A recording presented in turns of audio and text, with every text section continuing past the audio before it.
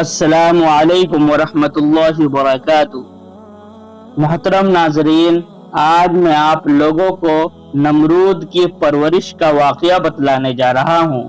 مشہور واقعہ ہے، حق تعالی شانہ نے حضرت اسرائیل علیہ السلام جو کہ موت کا فرشتہ ہے ان سے کہا کہ تم نے اب تک جتنے لوگوں کی روح قبض کی ہے، تم کو ان میں سب سے زیادہ رحم کس پر آیا؟ اسرائیل علیہ السلام نے جواب دیا، سبھی پر میرا دل غم سے سوختہ ہوتا ہے، مگر اللہ کے حکم کی تعمیل پر سر تسلیم خم کرتا ہوں۔ ارشاد ہوا، سب سے زیادہ کس پر دل رقیق اور غمگین ہوا؟ اسرائیل علیہ السلام نے کہا، اے ہمارے رب، ایک واقعے نے میرے دل کو سب سے زیادہ رقیق اور غمگین کیا تھا، اور وہ یہ ہے کہ ایک تیز موج پر ہم نے آپ کے حکم سے ایک کشتی توڑ دی، یہاں تک کہ ریزہ ریزہ ہو گئی۔ پھر آپ نے حکم فرمایا، سب کی جان قبض کر لو سوائے ایک عورت اور اس کے بچے کے۔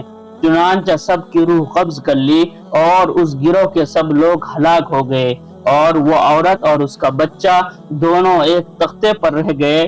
جب اس تختے کو موجوں نے کنارے پر ڈالا تو میرا دل دونوں کی خلاصی سے خوش ہوا۔ پھر آپ نے حکم فرمایا کہ ماں کی جان قبض کرو اور بچہ کو تنہا چھوڑ دو۔ آپ کے حکم سے میں نے ماں کی جان قبض کی اور بچے کو تنہا چھوڑا، اور بچہ ماں سے جدا ہو گیا۔ جب وہ بچہ دریا کی موجوں سے بچ کر کنارے پر آیا تو میرا دل خوش ہوا، لیکن جو اس کا بظاہر سہارا تھا اس کی بھی روح قبض کر لی۔ تو اس وقت یا اللہ، آپ جانتے ہیں میرے دل پر کیا گزری، مگر ہم آپ کے حکم کی تعمیل میں مجبور تھے۔ لیکن میرے دل کو بہت غم اور صدمہ ہوا جب اس بچے کو اکیلا چھوڑا اور اس کی ماں کی روح قبض کر لی۔ حق تعالی نے فرمایا، اب تم اس بچے کا ماجرا سنو، کس طرح اس کی پرورش کی۔ بچے کے لیے میں نے حکم دیا کہ اس کو ایک ایسے جنگل میں ڈال دو جہاں ریحان اور خوشبودار پھول ہو، میوے دار درخت ہو، میٹھے پانی کے چشمے ہو، اور برگ نسرین سے اس کا بستر بنایا۔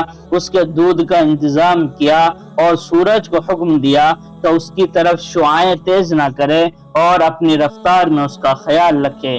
ہوا کو حکم دیا اس پر آہستہ چلے، بادل کو حکم دیا کہ اس پر بارش نہ برسائے، موسم خزاں کو حکم دیا اس چمن سے اعتدال ختم مت کرے، یہاں تک کہ جب اس بچے کو دودھ چھڑانے کا وقت آیا تو میں نے جنات کو حکم دیا کہ اس بچے کو بولنا اور حکومت کرنا سکھائے۔ اس طرح اس کی پرورش کی، جو تمام خلائق کے لیے، جو تمام لوگوں کے لیے ایک عجیب اور حیرت انگیز واقعہ ہے۔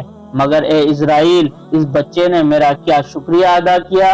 یہی بچہ نمرود ہو گیا اور میرے خلیل یعنی حضرت ابراہیم علیہ السلام کو جلانے والا نکلا۔ یعنی اس کا ارادہ جلانے کا تھا، مگر اللہ تبارک و تعالی نے اپنے خلیل پر آتش نمرود کو گلے گلزار بنا دیا۔ تو ناظرین کرام، غور کرنے کا مقام ہے کہ جس اللہ نے کشتی کو ٹوٹ جانے کے باوجود حفاظت فرمائی، ماں کی روح قبض کرنے کے بعد اس کی پرورش فرمائی، دودھ چھڑانے کے بعد اس کو بولنا سکھایا، اس کو طاقت و جوانی عطا فرمائی، مال و دولت، حکومت و سلطنت عطا فرمائی، جس کے نتیجے میں کتنا شکر ادا کرنا چاہیے تھا، لیکن شکر کے بجائے نمرود سرکشی پر اتر آیا۔ مال کی طاقت کو حق کے لیے استعمال کرنے کے بجائے اللہ کے پیغمبر کو جلانے کے لیے استعمال کیا۔ تو ناظرین کرام، اللہ تبارک و تعالی نے مال و دولت نمرود کو اس لیے دی تھی تاکہ وہ صحیح راستے پر خرچ کرے، نہ کہ وہ غلط راستے پر خرچ کرے۔ لیکن اس مال کو اللہ تبارک و تعالی کے راستے میں خرچ کرنے کے بجائے وہ حضرت ابراہیم علیہ السلام کو جلانے کے لیے خرچ کرنے لگا۔ اسی طریقے سے اللہ تبارک و تعالی نے قرآن مقدس میں بھی کہا ہے کہ انما اموالکم و اولادکم فتنہ، کہ بلا شبہ تمہارا مال اور تمہاری اولاد جو ہے یہ ایک فتنہ ہے، یہ ایک آزمائش کی چیز ہے، یہ ایک امتحان کی چیز ہے۔ اسی طریقے سے نبی کریم صلی اللہ علیہ وسلم نے ایک حدیث میں کہا ہے کہ ہر امت کے لیے ایک فتنہ ہے، اور میری امت کا فتنہ کیا ہے؟ مال ہے، یعنی میری امت کے لیے فتنہ اور آزمائش کی چیز مال ہے، اور اس آزمائش میں، اس امتحان میں ہم اسی وقت کامیاب ہو سکتے ہیں جب ہم اس مال کو اللہ کے راستے میں خرچ کریں، صحیح راستے پر خرچ کریں، نہ کہ ایسی جگہ پر خرچ کریں جس سے اللہ تبارک و تعالی ناراض ہو۔ اس لیے اللہ تبارک و تعالی سے دعا کرے کہ اللہ تبارک و تعالی ہم کو صحیح جگہ پر مال و دولت خرچ کرنے کی توفیق عطا فرمائے۔